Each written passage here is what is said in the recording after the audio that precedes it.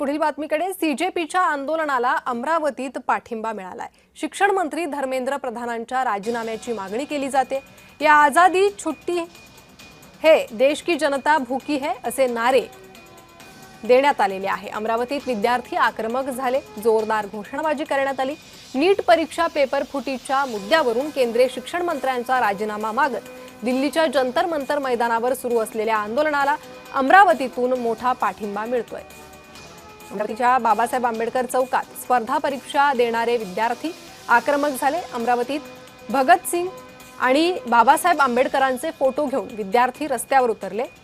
शिक्षण मंत्री धर्मेंद्र प्रधान यांच्या राजीनाम्याची मागणी करण्यात आली।